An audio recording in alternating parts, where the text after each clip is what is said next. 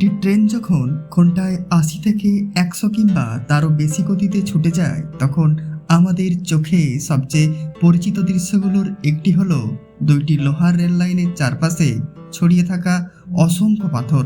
আমরা প্রতিদিন এই পাথর দেখি, কিন্তু কখনো কি ভেবে দেখেছি রেল লাইনের পাশে এত পাথর রাখা হয় কেন? এগুলো কি শুধু সৌন্দর্যের জন্য, নাকি নির্মাণের সময় বাড়তি পাথর পড়ে আছে? আসলে এই সাধারণ দেখতে পাথরগুলোর নাম ব্যালাস্ট, আর রেলপথের নিরাপত্তা ও স্থায়িত্বের ক্ষেত্রে এগুলোর ভূমিকা অত্যন্ত গুরুত্বপূর্ণ। ভাবুন, একটি বিশাল ট্রেন, শত শত টন ওজন, প্রতিদিন একই লোহার রেলের উপর দিয়ে ছুটে যাচ্ছে। শুধু রেল আর মাটির উপর ভরসা করে এই বিশাল ওজনকে স্থির রাখা সম্ভব নয়। ট্রেন চলার সময় চাকা ও রেলের মধ্যে প্রচণ্ড চাপ তৈরি হয়। সেই চাপ সরাসরি মাটিতে পৌঁছালে মাটি ধীরে ধীরে বসে যেতে পারে, রেল লাইন বেঁকে যেতে পারে এবং ট্রেনের চলাচল ঝুঁকিপূর্ণ হয়ে উঠতে পারে। এখানেই কাজ শুরু করে রেল লাইনের চারপাশের পাথর। রেল লাইনের নিচে প্রথমে থাকে মাটি ও বিভিন্ন স্তরের ভিত্তি। তার উপর নির্দিষ্ট আকারের পাথরের স্তর দিয়ে তৈরি করা হয়। এই পাথরের উপর বসানো হয় কংক্রিট বা কাঠের স্লিপার, আর স্লিপারের উপর বসানো থাকে রেলপাত, অর্থাৎ ট্রেনের চাকা থেকে আসা বিপুল চাপ ধাপে ধাপে স্লিপার পাথর এবং নিচের মাটির স্তরে ছড়িয়ে পড়ে। কিন্তু পাথরই কেন? কারণ সাধারণ মাটি বা বালির তুলনায় নির্দিষ্ট ধরনের শক্ত ভাঙা পাথর একে অপরের সঙ্গে শক্তভাবে আটকে থাকতে পারে, ফলে রেল লাইন সহজে নড়ে যায় না। ট্রেন যখন দ্রুত গতিতে চলে, তখন তার কম্পন ও পাশের দিকে তৈরি হওয়া শক্তিও এই পাথরের স্তর অনেকটা নিয়ন্ত্রণ করে। এবার আসা যাক বৃষ্টির পানির কথায়। বর্ষাকালে প্রচুর বৃষ্টি হলে রেল লাইনের নিচে পানি জমে গেলে বড় সমস্যা হতে পারে। মাটি নরম হয়ে যেতে পারে এবং রেলের অবস্থান পরিবর্তিত হতে পারে। কিন্তু ব্যালাস্টের পাথরের মধ্যে অনেকগুলো ফাঁকা জায়গা থাকে। সেই ফাঁক দিয়ে বৃষ্টির পানি দ্রুত নিচের দিকে চলে যেতে পারে। অর্থাৎ এই পাথর শুধু রেল লাইনকে ধরে রাখে না, পানি নিষ্কাশনের কাজেও সাহায্য করে। আরেকটি গুরুত্বপূর্ণ কাজ হলো কম্পন নিয়ন্ত্রণ। একটি ট্রেন চলার সময় শুধু সামনে পেছনে নয়, বিভিন্ন দিকে কম্পন তৈরি করে। বিশেষ করে ভারী মালগাড়ি কিংবা উচ্চগতির ট্রেনের ক্ষেত্রে এই কম্পন অনেক বেশি হতে পারে। ব্যালাস্ট সেই কম্পনের শক্তির একটি অংশ শোষণ ও ছড়িয়ে দিতে সাহায্য করে। ফলে রেল লাইন এবং নিচের কাঠামোর ওপর সরাসরি চাপ কমে। তবে এই পাথরগুলো যে কোনো পাথর নয়। রেলপথে সাধারণত এমন শক্ত ও টেকসই পাথর ব্যবহার করা হয়, যা সহজে গুঁড়ো হয়ে যায় না এবং চাপের মধ্যে নিজেদের অবস্থান ধরে রাখতে পারে। পাথরের আকারও গুরুত্বপূর্ণ। খুব ছোট পাথর হলে সেগুলো মাটির মতো আচরণ করতে পারে, আবার অতিরিক্ত বড় হলে সঠিকভাবে একে অপরকে সঙ্গে আটকে থেকে রেল লাইনকে স্থিতিশীল করতে সমস্যা হতে পারে। আরেকটি আশ্চর্যজনক বিষয় হলো, রেল লাইনের নিচে থাকা পাথরগুলো সময়ের সঙ্গে নষ্ট হতে পারে। ট্রেনের ক্রমাগত চাপ, বৃষ্টি, ধুলো এবং অন্যান্য কারণে পাথরগুলোর ধার ভোঁতা হয়ে যেতে পারে। তখন তারা আগের মতো ভালোভাবে একে অপরের সঙ্গে আটকে থাকতে পারে না, ফলে রেল লাইনের স্থায়িত্ব কমে যেতে পারে।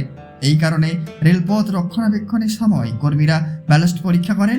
প্রয়োজন হলে পুরনো পাথর পরিষ্কার করা হয়, সমতল করা হয় অথবা নতুন পাথর যোগ করা হয়। এখানে আরও একটি গুরুত্বপূর্ণ প্রক্রিয়া আছে, ট্র্যাক অ্যালাইনমেন্ট।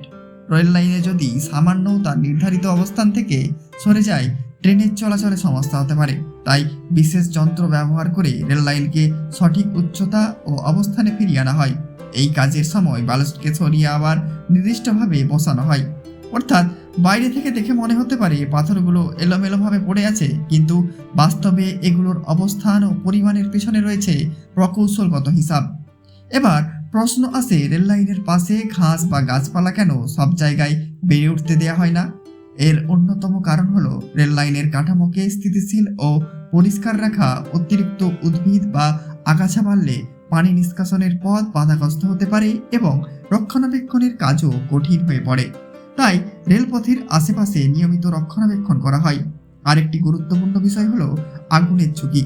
শুকনো ঘাস ও ঝোপঝাড় থাকলে কোনো কারণে আগুন লাগলে তা দ্রুত ছড়িয়ে পড়তে পারে। তাই রেলপথের আশপাশ পরিষ্কার রাখাও নিরাপত্তার অংশ। এখন একটু কল্পনা করুন, একটি ট্রেন রাতের অন্ধকারে ছুটে যাচ্ছে। জানালার বাইরে শুধু কয়েক সেকেন্ডের জন্য দেখা যাচ্ছে পাথর, স্লিপার আর রেল লাইন। যাত্রীরা হয়তো এগুলোর দিকে একবার তাকাচ্ছে না, কিন্তু তাদের নিরাপদ যাত্রার পেছনে এর পাথরগুলো নীরবে কাজ করে যাচ্ছে। চাকার প্রচণ্ড চাপ নিচে পাঠানো, রেল লাইনকে স্থির রাখা, কম্পন নিয়ন্ত্রণ করা এবং বৃষ্টির পানি সরিয়ে দেওয়া, সব কিছুতেই তাদের ভূমিকা রয়েছে। তবে একটি বিষয় পরিষ্কার করা দরকার, এই পাথর একা কোনো ট্রেনকে দুর্ঘটনা থেকে রক্ষা করে না। রেল নিরাপত্তা একটি বিশাল ব্যবস্থার ফল। Rail line, sleeper, ballast, signalling ব্যবস্থা, ট্রেনের ব্রেক, রক্ষণাবেক্ষণ এবং চালকের দক্ষতা সবকিছু একসঙ্গে কাজ করে। রেলপথকে যদি একটি মানুষের শরীরের সঙ্গে তুলনা করা হয়, তাহলে রেল হলো হাড়ের মতো, স্লিপার হলো কাঠামো ধরে রাখার অংশ, আর ব্যালাস্ট অনেকটা সেই ভিত্তির মতো যা পুরো ব্যবস্থাকে স্থির রাখতে সাহায্য করে। সবচেয়ে মজার বিষয় হলো যে পাথরগুলোকে আমরা রাস্তার পাশে সাধারণ পাথর বলে মনে করি, সেগুলো আসলে একটি অত্যন্ত গুরুত্বপূর্ণ প্রকৌশল ব্যবস্থার অংশ। তাই পরের বার কোনো ট্রেনে চড়ে জানালার বাইরের দিকে তাকালে রেল লাইনের পাশে ছড়িয়ে থাকা পাথরগুলোর দিকে একটু খেয়াল করুন। ওগুলো শুধু পাথর নয়, ওগুলো ট্রেনের নিচে থাকা এক নীরব নিরাপত্তা ব্যবস্থা, যা প্রতিদিন হাজার হাজার টন ওজনের ট্রেনকে সঠিক পথে স্থির রাখতে সাহায্য করে। একটি ট্রেন যখন গন্তব্যের দিকে ছুটে যায়, যাত্রীরা হয়তো গন্তব্যের কথা ভাবেন, কেউ জানালার বাইরে তাকান, কেউ ঘুমিয়ে পড়েন, কিন্তু তাদের পায়ের কয়েক ফুট নিচে তখন নীরবে কাজ করে যায় মাটি, স্লিপার, রেল আর অসংখ্য ছোট ছোট পাথর।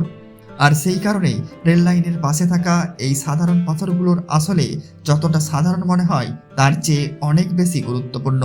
একটি ট্রেনের নিরাপদ যাত্রার গল্পে এই পাথরগুলোর ভূমিকা নীরব কিন্তু অপরিহার্য। ভিডিওটি ভালো লাগলে লাইক করবেন, কমেন্ট করবেন, শেয়ার করবেন এবং চ্যানেলটিকে সাবস্ক্রাইব করতে ভুলবেন না।